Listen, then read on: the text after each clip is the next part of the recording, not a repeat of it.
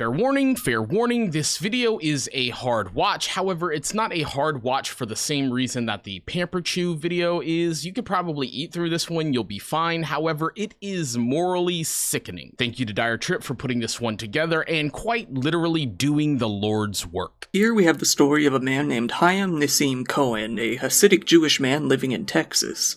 He became fairly well known when an article was written about him in 2019. This article, from a magazine called Houstonia, was called One Father, 9 Adopted Kids, and Lots of Faith. In the article, we read how the writer, Morgan Kinney, toured the house and met Chaim and his family.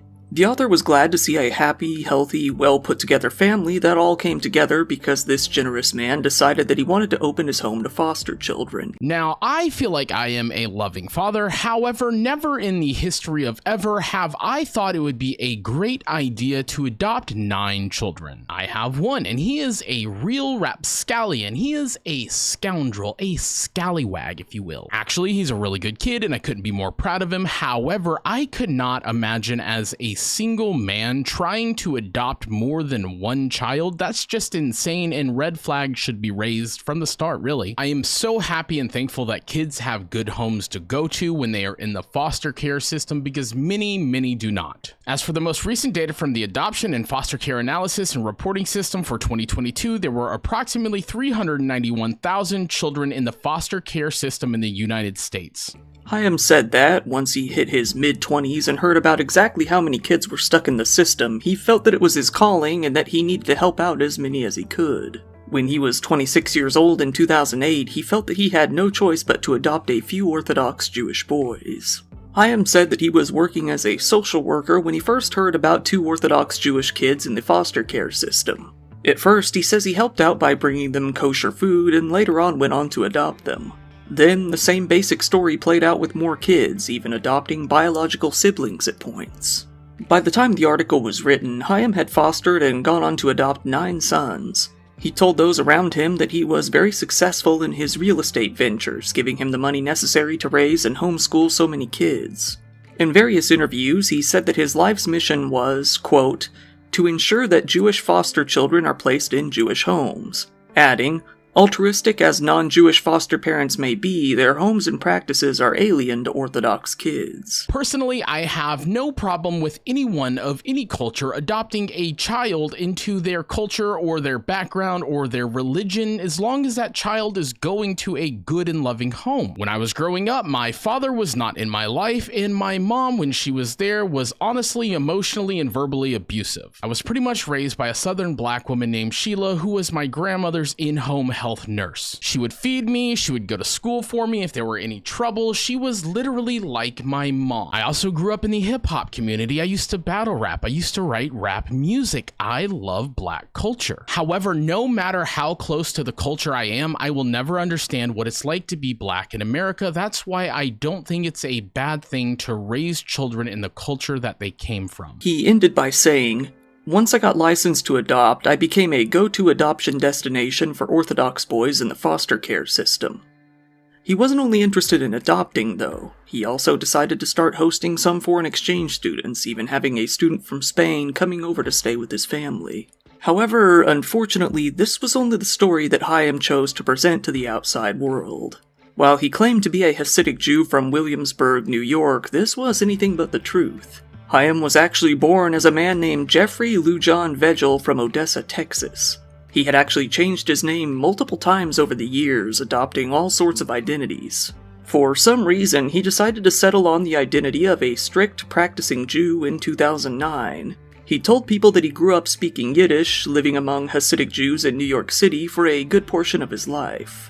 Knowing where the story goes, it's honestly pretty fucking impressive that the foster care system is so incompetent that they would literally give children to monsters without doing proper background checks or searches to find out if people are who they are, because a lot of people aren't who they claim to be. Honestly, at this point, I feel like the foster care system is nothing more than a buy one, get one free when it comes to abusing children, just giving them out to anybody who cares. These people should be ashamed of themselves. While he has told some people that he converted to Judaism during this time, in contrast to being born into it in New York, there isn't really much evidence that he actually went through the effort of converting. It seems that he kinda just started dressing and acting like that one day abruptly, although there is evidence that he really did research the culture at least. He did not actually speak Yiddish though. Chaim did change his name multiple times to different Jewish sounding names like Gabriel Rosenberg before eventually settling on Chaim Cohen. However, what I want to know is why the foster care system that gave these children away to this monster didn't perform a fucking background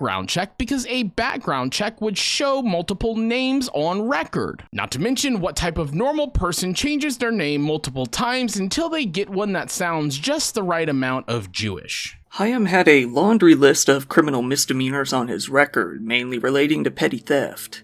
It seems that he never actually had a job that made him any income either. It isn't really known how he managed to get by until this point. When Chaim was approached and spoke to in Yiddish in his hometown, he seemed caught off guard and was unable to respond.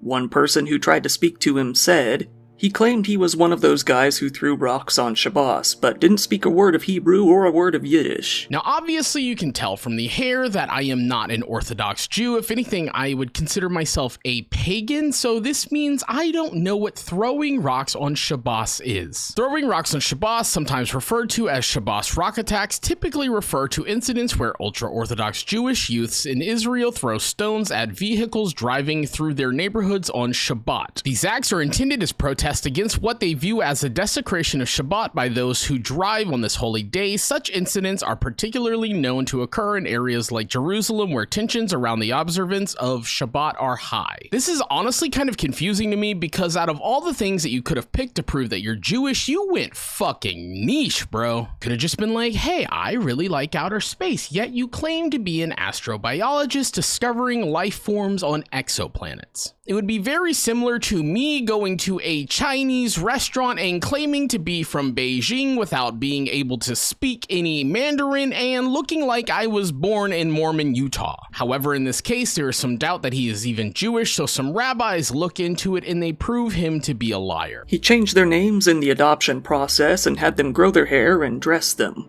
He claims they speak Hebrew or Yiddish, but I don't think any of them do. He's clearly not a rabbi.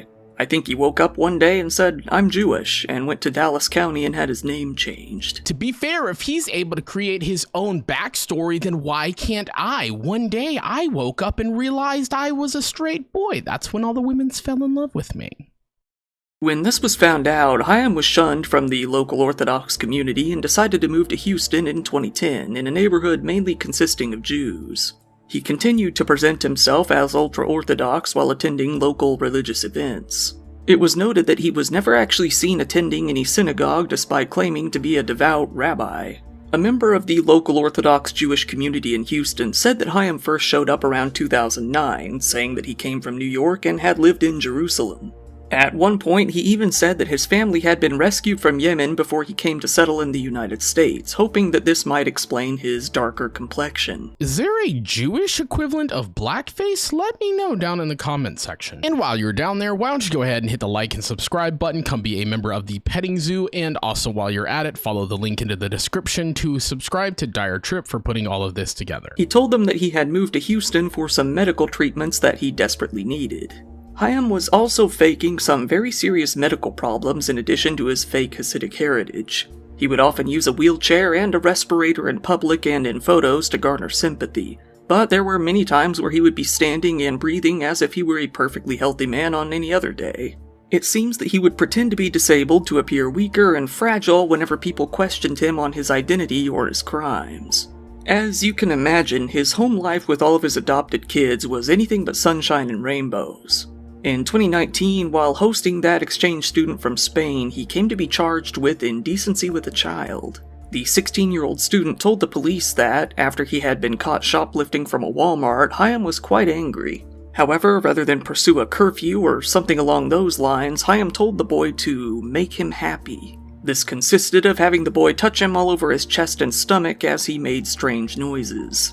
Chaim, disappointed that the boy didn't get aroused, would then go on to touch him and try to force some arousal. Honestly, I feel like there were enough red flags there that someone should have saw this coming. I mean, when you're a 26-year-old man and you adopt a child, I mean, maybe cool, you want to be a big brother, however, 9? 9 kids at the age of 26? There's something wrong. I mean, for Christ's sakes, at the age of 26, he has more children than Dashiki. Shout out to you if you get it, and to everyone else, good luck. When the boy went on to report this to the police, Hayam was arrested and charged. Unfortunately, he was released on bail when he was once again able to ham up his fake disability for some sympathy, leading to the courts to release him for medical reasons. In one legal proceeding, he even coughed up some fake blood and told the court he was in hospice care due to being terminally ill. Okay, so not only is he playing on the Jewish blackface, he is also taking pages out of Boogie 2988's playbook. Not to mention the gross negligence, the incompetence, and the fucking precedence that this sets that you can just fake a terminal illness and harm children? You have to understand, there was a judge and a whole court system that decided to let a child toucher out of their midst because he faked a terminal illness. Personally, I think the judge needs to go to jail, and anyone that is involved with this case needs to go to jail. But no, that's not gonna happen because we're so fucking focused on a goddamn puppet show known as the presidential election that we don't even realize that our rights are being eroded at a local level. I'm gonna let you guys in on a little bit of a secret whispered in the dark. If you want to change the world, change the people in charge of changing the world. Sherry Chandler, the lawyer for the exchange student that Hayam abused, has said he would profess to be a rabbi and said he adopted all these Jewish children from other Jewish families. He said that the first 2 kids were Jewish and that their parents died in an automobile accident. They're not Jewish. The dad ended his own life, and the mother had her parental rights terminated due to drugs, alcohol, and neglect. In the public eye, Hayam continued to present himself as the ideal Jewish father with a beautiful, happy family. He started a YouTube channel, got a TikTok account, and opened up a Facebook account under the title of Our Unique Family, where he would go on to post pictures and clips of family trips, cooking and meals, and videos about Jewish culture, usually filmed around their home in Houston. In the New Testament, Jesus talks about not doing shit like this in public because that's all you will ever get is the rewards of the recognition of the people who think you're pious and holy and better than thou. However, the Bible is not the Torah, yet the Torah also says something similar. That's all these people will ever get. I would rather you be a degenerate piece of shit, but an honest degenerate piece of shit, than a fucking liar who claims to be better than whoever else comes along. I fucking hate virtue signaling so bad. Well, last week I had taken my kiddos, 5 or 6 of them, to their well child checkup. If you don't know, I'm a little OCD about making sure my kiddos are getting their well child checkups, their dental appointments, etc. I'm not saying anything, however, anyone that calls children kiddos might need to be put on a fucking list. I mean, we don't go around calling gay people gayos because that sounds like a fucking cereal, and we don't go around calling pasta spaghettios because that's, never mind, that's a good point. I want to tell each and every one of you that you are loved by the Almighty no matter what. And I assure you that every effort, every mitzvah you perform to be a better person matters. A mitzvah is a Hebrew word that means commandment or good deed. In Jewish tradition, it refers to the commandments or laws given by God in the Torah, which are obligations that Jewish people are expected to follow. There are 613 mitzvot in the Torah covering all aspects of life, including moral, ethical, and religious duties.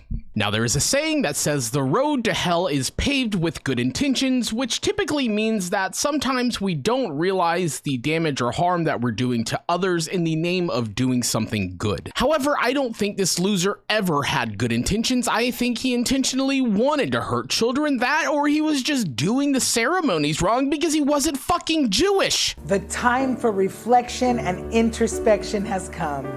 Ani ledoidi vedoidi li. I am to my beloved, and my beloved is to me. All I'm saying is that might have just been the gayest thing I have ever seen, and I have touched a penis. Dyer then goes on to tell us that this guy's older son set up a GoFundMe for a fake illness, which sounds like every YouTuber ever, except for me. My GoFundMe is very real, link down in the description. He quickly gained over 300,000 followers on TikTok in particular, with a modest amount on other platforms as well. Little did anyone know how bad things really were behind the scenes.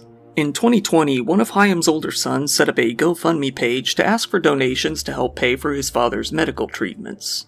Hayam, while again being listed as terminally ill, never did specify what kind of problem he was even suffering from. In the end, the campaign raised the family a few $1,000s. I'm willing to bet it's polycythemia, not polycythemia vera. When Chaim continued to be questioned on social media as to why his Jewish practices were a little weird and inaccurate, he said that this was because all of his kids came from different strains of Orthodoxy, so he kind of blended them all together. He felt that this would pretty much explain away the inaccuracies in his practices. Chaim continued to rake in both donations and gifts from Jewish organizations and from people who were just impressed with his goal of helping foster children. It seems that Chaim and the family survived on these and stipends that he received from fostering the kids, although it isn't really known where his money came from in the end. I'm pretty sure when it comes to religions like Judaism or Islam, you have to be fairly strict in your practice because there is no Christ to come along and give you redemption for being wrong, which means all of you dirty sinners are going to be punished if you don't follow the rules, but it's okay, I forgive you. On YouTube and TikTok, Chaim continued to present himself as a father who was simply trying his best to raise his kids, talking about homeschooling, proper Jewish practice and education, pets, and fun activities. Meanwhile, the kids were actually isolated within their home, unable to contact anyone about their real life behind the camera. One son even said, in his own words, "The mask we put on is damn near invincible," when speaking of their image and reputation in the community. In fact, Chaim even had his kids volunteer with the local police, presenting his perfect family image straight to them himself. To me, this sounds like the behavior of a cult where they will often try to control communication to the outside, not allowing the members on the inside to be able to speak freely about what's going on behind the scenes. Some other tactics that cults will use to isolate you from the world is emotional manipulation and economic control, because if you're too scared to leave and you don't have the means to leave, then why would you ever leave your abuser? Dyer then goes on to tell us exactly how violent Chaim was to these children, and in my opinion, there is no excuse. He doesn't need to be under the jail, he needs to be under the dirt in Minecraft. In reality, Chaim was beating the kids with belts and even spraying them with pepper spray when he felt that they had misbehaved. He would threaten them with injury and even murder on various occasions. In addition, they were usually only fed one meal a day and only allowed out of their rooms to eat and use the bathroom. He was sexually abusing at least 6 of the boys as well.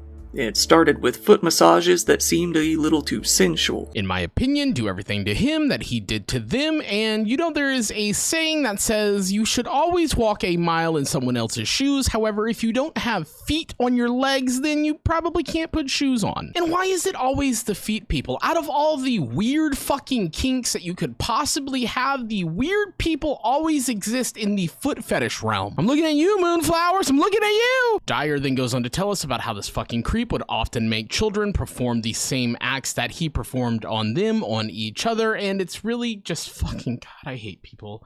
I just want to watch the world burn, and not like Ronnie Radke awesome watch the world burn. I just mean I want this whole fucking thing gone. Just reset, restart, no humans, no more humans left. Things really began to degrade into chaos when one of the sons managed to run away and go to the police. After telling them what was going on, Child Protective Services first got involved with investigating the family.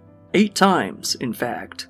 However, in the end, nothing was done, and the runaway boy was eventually forced by the police to return back to his family. Everyone in this case that failed to protect these children from this P3DO should have their innocence removed from them because they are just as guilty as well. There is absolutely no excuse in this case. If you lose the Super Bowl because you fumbled, then that's a dropped ball. You don't drop the fucking ball when it comes to children. Speaking of not dropping the ball when it comes to the children, if you live in a state that will not use tax money to provide food to children in schools, then you need to go and vote all of the people out that you put in power because it's fucking wrong. Chaim had told the police that if there was any physical abuse, it was due to his sleepwalking and he was getting treatment for it. Chaim's partner in crime was none other than his oldest adopted son, Avshalom Cohen. Avshalom, in his 20s, went on to treat the younger boys much in the same way that Chaim did. He would beat on the younger kids, then bribe them to be quiet with energy drinks and vapes. On several occasions, he would even defend Chaim, beating one boy to the ground for backtalking him. I will say I am not a violent person, however, I have never seen anybody that I wanted to mush in their fucking face more. The oldest son then goes on to abuse these children in the same way that their adopted father did before one of them decided to reach out to a podcast for help. Kudos to the podcaster. However, it is so disheartening that this is how it had to be done. One of the sons, not the same one who ran away, was now 17 years old, soon to turn 18. He was listening to a podcast, one called Blind Skin Beauty, hosted by Twya Paines. He decided to call in himself and let loose about everything that had went on with his family behind the scenes. For the first time, the outside world got to hear about how the Cohen family really worked. The boy spoke of why he didn't speak up in the first place, saying that his other brothers were unwilling to speak up and that he felt that it would be his word against theirs. Many children who have been abused often don't reach out about the problem due to humiliation or fear that they're going to be abused even worse. The following is the audio from the podcast where the heroic kid calls in to get help. And like I said, if you ever have to come to a fucking influencer or creator to help stop child abuse, then there is something seriously wrong with the system that we put in place, and it needs to be destroyed and rebuilt. Okay, so first off, I do know the sergeant personally, and I know the commander. Now, the problem here is it's essentially my word versus all of my brothers. So I don't want to provide too much detailed information. I just want to know what should be done. When it comes to the CPS investigations, there has been 8 launched, and all of them were acquitted. So anytime we make a CPS investigation, he'll either bribe us or he'll just directly scare us. And 2 of my brothers are 7 and 8. So there is no chance. Basically, I also am afraid of retaliation. Like if I'm getting pinned for retaliation, because one of the major things that happens here that I don't even want to say it, I'll type it. Basically, he's going to just say, no, it was you. In my opinion, this sounds like a legitimate case of victim blaming. Victim blaming occurs when the victim of a crime or wrongdoing is held responsible for the harm they suffered. This behavior shifts the focus from the perpetrator's actions to the victim's perceived faults and behavior, often leading to further victimization and a lack of accountability for the wrongdoer. He even told the host that, once he turned 18, Chaim was going to send him off to Israel to work. There he could better control his income, hoarding most of it for himself, and have the boy out of reach of the US authorities. He told them that he was using a burner phone over Wi-Fi to hide his true identity, being afraid to speak up at all in the first place. He said that at one point he spoke about the abuse anonymously online. When Chaim found out, he broke his phone, deleted all of his social media, and took $200 from him. Twya, along with the other participants on the podcast, begged the boy to go forward with telling the police about all of this regardless. They assured him that he would be heard and a more thorough investigation would be done if he was willing to provide the details.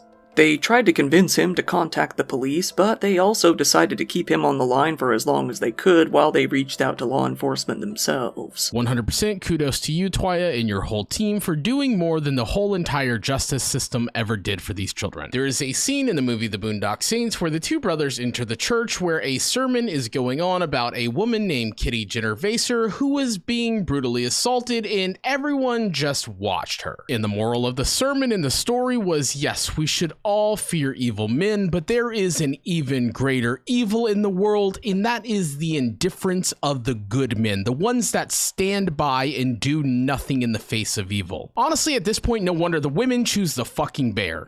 Twya said, I became concerned immediately and just like I had to do something. That was my immediate feeling. I said, we've got to keep this kid talking, we've got to keep him on the phone. When the podcasters reported the case to the police, they were able to determine where he was living based on his IP address. When the police came out to the home, the boy initially denied that he had even made the call, but after being presented with the audio, he relented and admitted that it was indeed him. When the police interviewed the other brothers, more of them came to admit that the allegations were true. This sparked a brand new, full-scale police investigation. Chaim Nassim Cohen, now 38 years old, was finally arrested on many charges. Some of these charges included injury to a child under 15, sexual assault, aggravated sexual assault of a child, and continuous sexual abuse of a child. I don't know if I'm the only one, but when I just watched him cough in discomfort, I hope every demon that he had in his soul is tormenting his heart. Actually, you know what? I take that back, because I know that there are no demons out there that are willing to stoop this low to work with this person. Belial? Paimon, I apologize. It seems that his previous abuse of the exchange student was factored in and added to this case. In total, Hayam was hit with 11 felonies and thrown into a Houston jail. He refused to speak to the media in any capacity. Sorry to pause the video again, but please tell me that I'm not the only one that thinks he went from looking like an Orthodox Jew to a man from Alabama named Daryl. The 6 sons under the age of 18 were taken back into foster care. Their ages were 9, 10, 14, 15, 16, and 17. Sherry Chandler, the lawyer representing the exchange student, said, "There were so many red flags. You don't just start one day. We all suspected the other kids were getting abused." If there were so many red flags as they claimed, then why was nothing done? Because they're either fully fucking incompetent or they are fully fucking complacent in what happened. Child Protective Services refused to comment on the case or even elaborate on how many times they had been out to the home. Because you have a bunch of spineless cowards that would rather have children be harmed than stand up and do something hard for once. Fuck all of you. Prosecutor made it clear that several investigations had been launched with none of them leading to any charges, however. When asked why nothing had been done, she responded, "There was suspicion and things we were following up on, but nothing significant that we could bring charges on." Also known as they don't really give a shit about these children because they're too busy trying to advance their career and take cases that they think that they can actually win instead of standing on their fucking morals and doing something. Hayam Cohen's own lawyer, Charles Johnson, told the media that they were going to do everything that they can to show that he did not do this, adding, "We are fortunate to have a system where he has the opportunity to be innocent until proven guilty." Sherry Chandler and her client decided to sue the company that placed the exchange student with Hayam in the first place, citing gross negligence among other offenses. Hayam had lied about his criminal background, faked his references, and even fabricated even more information that the program had failed to detect. He used his religious facade as a cover, trying to portray himself as the kind of person who would never do something like that. Sherry said, "Why he chose an Orthodox Jewish persona, I don't know.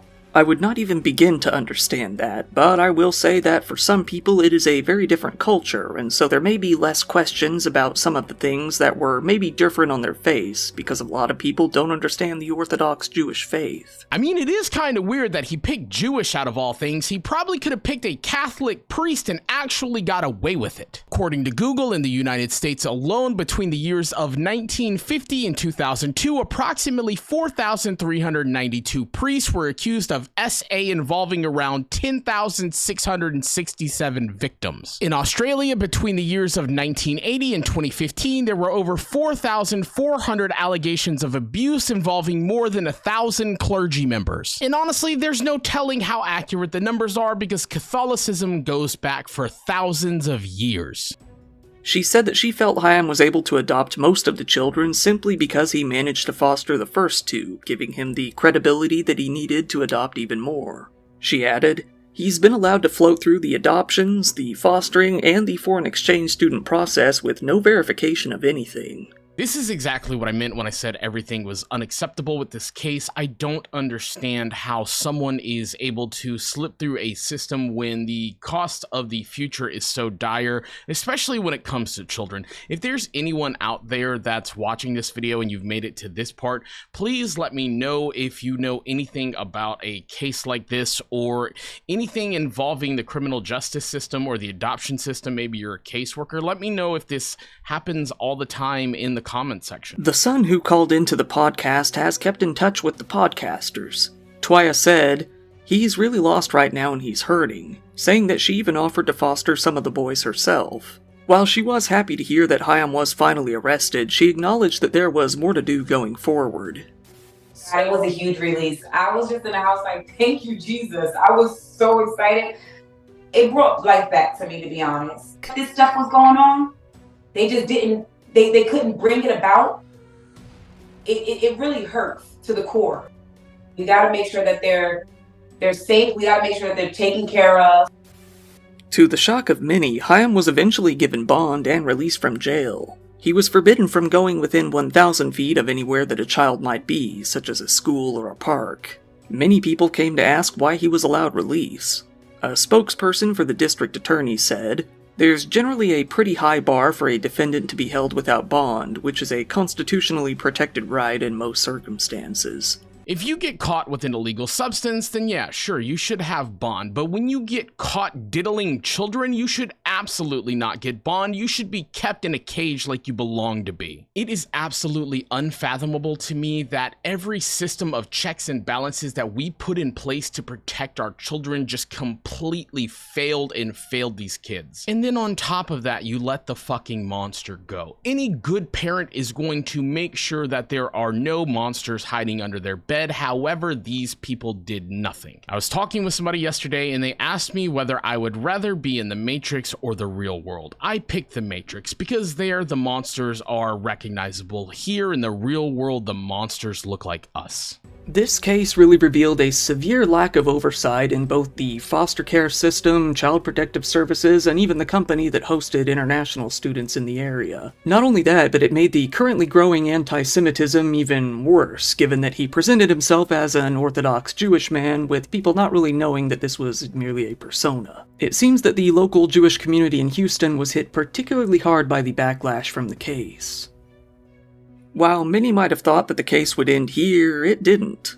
There's one person that we haven't followed up on yet, and that's Avshalom Cohen, Chaim's right-hand man.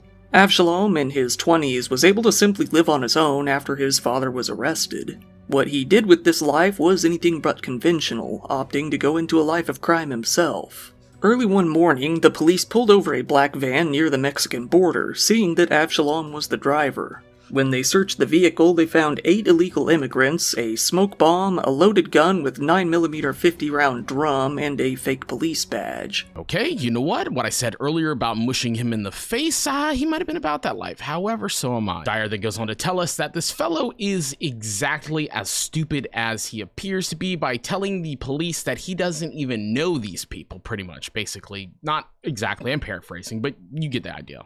Avshalom told the police that he had no idea that the people he was transporting over the border were undocumented. When the police searched his phone, they came across several text messages informing him of different pickup and drop-off locations. Soon after, he was arrested for what he had done to his brothers as well, hit with a charge of felony sexual assault of a child. The police were able to get a warrant for his arrest and picked him up at a traffic stop. There, they found a loaded gun and 2 unlabeled bottles of pills. So he was hit with some drug charges as well. Currently, he remains in police custody. He has been given a $25,000 bond for both of the cases open against him. Just like the other monster in this video, $25,000 isn't nearly enough. Personally, I think they need to be made an example of to send a message to anyone else willing to do this to other people, especially kids. Those precious, innocent angels should be our #1 focus. I know they're not for a lot of people, but they should be. If he never posts these bonds, he'll be transferred to Harris County to rot away in jail. It's unknown when his sentencing will be, but it's looking like he's going to be facing some real time. Chaim Cohen, Gabriel Rosenberg, Jeffrey Vegel, whatever you may call him, is currently awaiting his sentence in relation to the 11 felonies he's currently charged with. It's unknown when this sentencing will actually take place, but it's very likely that he's going to be looking at quite the hefty prison term when that does happen. Now, obviously, I made my feelings and thoughts very clear throughout this video. I just wanted to take a second to thank Dyer Trip for putting all of this together, because without him making this video, I never would have known about it, and hopefully the world knows about it now. If you enjoyed this content, let me know, hit the like button, hit the subscribe button. Thank you to the person who sent this to me, because without them, I never would have known. Chaim Cohen, or whatever the fuck you want to call yourself, welcome to the petting zoo. Go fuck yourself.